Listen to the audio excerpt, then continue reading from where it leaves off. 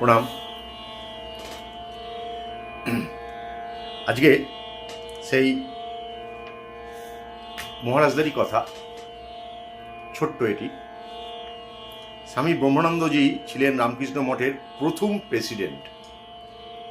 তার কাছে একবার এসেছেন বিখ্যাত বিজ্ঞানী মেঘনাদ সাহা।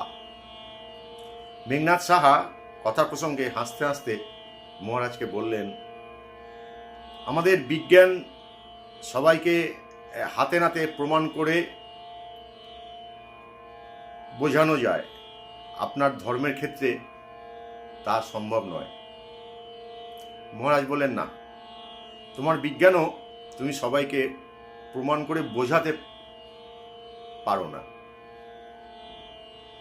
এই বলে ব্রহ্মানন্দজি বিজ্ঞানী মেঘনাদ সাহাকে জানলার কাছে নিয়ে গিয়ে অদূরে গাছের নিচে ঘুমন্ত এক চাষিকে দেখিয়ে বললেন, যাও, ওই দেখো গাছের নিচে ওই নিরক্ষর চাষিকে তোমার নতুন আবিষ্কৃত বৈজ্ঞানিক তত্ত্বটি হাতে নাতে প্রমাণ করে একটু বুঝিয়ে এসো।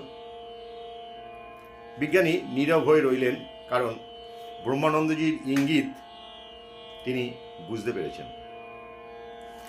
বিষয়গত প্রাথমিক জ্ঞান না থাকলে কোনো তত্ত্বই বোঝা যায় না। সেই বিষয়ে কিছুটা জ্ঞান তার প্রয়োজন হয়। ধর্মতত্ত্ব তো নয়ই।